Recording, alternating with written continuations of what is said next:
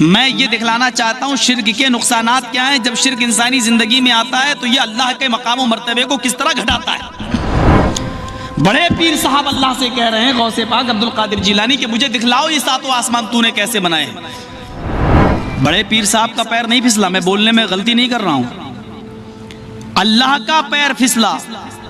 بڑے پیر صاحب نے اپنا داہنا ہاتھ بڑھایا اور اللہ کو کھینچ لیا۔ چھٹے آسمان سے اللہ گرا، چوتھے آسمان تک گرتے گرتے آیا، غوث پاک نے ہاتھ بڑھایا، اپنا داہنا ہاتھ، اللہ کو گرنے سے بچا لیا۔ اس دن سے ان کا نام پڑ گیا، پکڑ کے ان کو اٹھا لیا۔ میں سمجھتا ہوں کہ اللہ کی جو رسوائی اور ذلت اس فرقے نے کی ہے، شاید ہندوؤں کی مذہبی کتابیں بھی اگر آپ پڑھ ڈالیں تو یہ نہیں ملے گا۔ اگر آپ پہلی مرتبہ ہمارے چینل پر تشریف لائے ہیں کرتے ہیں، پلیز سبسکرائب کر لیجئے۔ وحد یوحد کا مصدر ہے جس کا معنی ہوتا ہے اللہ رب العالمین کو ایک جاننا، ایک ماننا۔ توحید کی ضد ہے شرک، اور شرک کو سنسکرت میں کہتے ہیں بہو ایش پوجا۔ بہت سے دیوی دیوتاؤں کی اور بہت سے معبودان باطلہ کی عبادت ہے۔ چونکہ ہر نبی کی یہی ایک دعوت رہی ہے کہ ایک اللہ کی عبادت کرو۔ وَلَقَدْ بَعَثْنَا فِي كُلِّ أُمَّةٍ رَسُولًا أَنِ اعْبُدُوا اللَّهَ۔ ہم نے ہر امت کے اندر ایک رسول بھیجا یہ دعوت دے کر کہ أَنِ اعْبُدُوا اللَّهَ، کہ تم صرف ایک اللہ کی عبادت کرو، وَاجْتَنِبُوا الطَّاغُوتَ، اور طاغوت کی عبادت سے، طاغوت کی پوجا سے بچو۔ علامہ ابن قیم الجوزی رحمۃ اللہ علیہ نے طاغوت کی تعریف کرتے ہوئے لکھا ہے کہ کل ما عبد من دون اللہ، ہر وہ چیز جس کی عبادت اللہ کے علاوہ کی جائے وہ طاغوت ہے۔ ہر وہ چیز جس کی عبادت کا مفہوم بڑا وسیع ہے۔ قیام بھی عبادت ہے، رکوع بھی عبادت ہے، سجدہ بھی عبادت ہے، دعا بھی عبادت ہے۔ اگر کوئی شخص اللہ کو چھوڑ کر کسی غیر کے لیے قیام کرتا ہے تو یہی طاغوت ہے، کسی غیر کے سامنے رکوع کرتا ہے تو یہی طاغوت ہے، کسی غیر کو سجدہ کرتا ہے تو یہی طاغوت ہے، اللہ کو چھوڑ کر کسی غیر سے اپنی حاجت روائی و مشکل کشائی کا سوال کرتا ہے تو یہی طاغوت ہے۔ کل ما عبد من دون اللہ، ہر وہ چیز جس کی عبادت اللہ کے علاوہ کی جائے وہ طاغوت ہے۔ توحید کی کئی قسمیں ہوا کرتی ہیں، توحید ربوبیت ہے، توحید الوہیت ہے، توحید اسماء و صفات ہے۔ خاص طور پر توحید الوہیت کا بڑا مذاق اڑایا جاتا ہے۔ نبی اکرم کو مان لینا کوئی بڑا کمال نہیں ہے۔ آج بھی ہم ہندوستان کے اندر اگر دیکھیں، پاکستان کے اندر دیکھیں تو بڑے بڑے مستشرقین اور غیر مسلموں نے بڑی بڑی کتابیں تک لکھ ڈالی ہیں نبی اکرم صلی اللہ علیہ وسلم کی تعریف میں۔ خود مہاتما گاندھی کے وہ الفاظ ستیہ اور اہنسا کے اندر آج بھی لکھے ہوئے ہیں کہ جو لوگ چلا کرتے ہیں اور بوریا بستر لے کر گھومتے ہیں، مسجدوں میں جاتے ہیں، دعوت و تبلیغ کا فریضہ انجام دیتے ہیں، ان لوگوں کو دعوت و تبلیغ کی قطعی کوئی ضرورت پیش نہیں آئے اگر یہ لوگ جناب محمد رسول اللہ کا اخلاق اپنے اندر پیدا کر لیں، نبی اکرم کا کریکٹر اپنے اندر پیدا کر لیں۔ نبی اکرم کا اخلاق پیدا کرنے کے بعد غیر مسلم دنیا خود بخود ان کو دیکھتے ہوئے مسلمان ہو جائے گی، اسلام قبول کر لے گی۔ یہ بات مہاتما گاندھی نے لکھی ہے ستیہ اور اہنسا کے اندر، جو آج بھی موجود ہے۔ عرب کے کافر محمد رسول اللہ صلی اللہ علیہ وسلم کی امانت کے قائل تھے، صداقت کے قائل تھے، ان کو کوئی اعتراض نہیں تھا۔ ان کو اعتراض تھا تو صرف الوہیت کا۔ وہ اپنے 360 بتوں کو نہیں چھوڑنا چاہتے تھے۔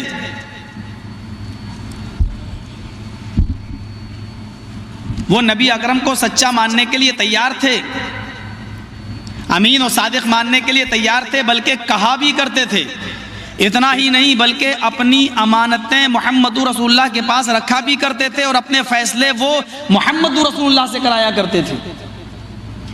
اور جب نبی اکرم کو دیکھ لیا کرتے تھے تو کہتے تھے قد جاءنا الامین قد جاءنا الصادق، امین آ گیا، صادق آ گیا، ہمیں اس کا فیصلہ منظور ہے. فیصلہ ہونے سے پہلے ذرا تیقن کا انداز دیکھیے، فیصلہ ہونے سے پہلے وہ یہ مان لیا کرتے تھے اور کہتے تھے کہ مجھے اس کا فیصلہ منظور ہے، جو بھی فیصلہ کرے گا میں فیصلہ مان لوں گا. فیصلہ کیا ہوگا، میرے خلاف یا میرے فیور میں، یہ تو بات کی بات ہے، مجھے منظور ہے ان کا فیصلہ، چاہے وہ میرے فیور میں ہو چاہے وہ میرے اپوزٹ ہو. وہ نہیں مانتے تھے تو صرف اس بات کو، لا الہ الا اللہ، ایک اللہ کی بات، وہ کسی قیمت پر اس کے قائل نہیں تھے.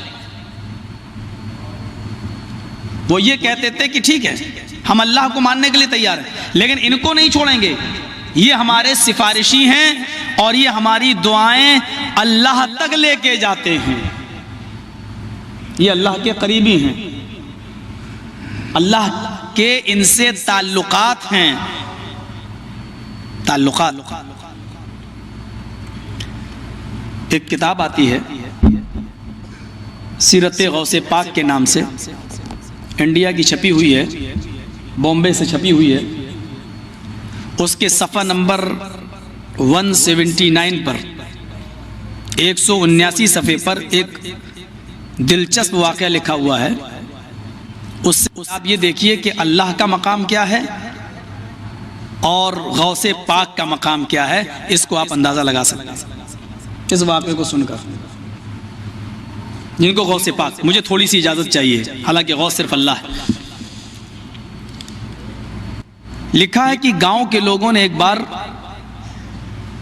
ایک گاؤں کے مکھیا سے، جو پردھان تھا اس گاؤں کا، سرپنچ تھا، اس سے کہا کہ بارش بہت دنوں سے نہیں ہو رہی ہے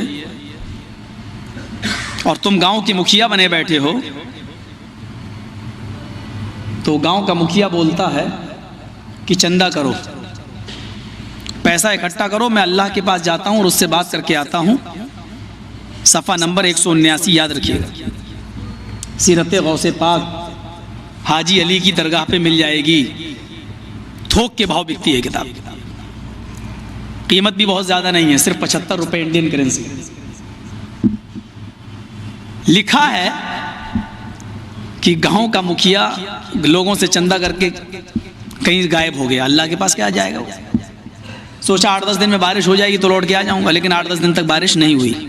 بہرحال وہ بیچارہ آیا اور آنے کے بعد لوگوں نے کہا کیا ہوا، ابھی تک بارش نہیں ہوئی، آپ کی اور اللہ کے درمیان کیا بات ہوئی؟ تو گاؤں کا مکھیا کہتا ہے کہ اللہ بہت غصے میں. کہا کیوں؟ کہا وہ اتنے غصے میں ہے کہ وہ بارش نہیں ہوگی، وہ بارش نہیں کرے گا. اور اس نے مجھ سے کہا کہ تو آیا ہے میرے پاس، لوگ مجھے رب مانتے ہی کہاں ہیں، جو کچھ تو مانتے ہیں وہ غوث پاک کو مانتے ہیں، مجھے کہاں مانتے.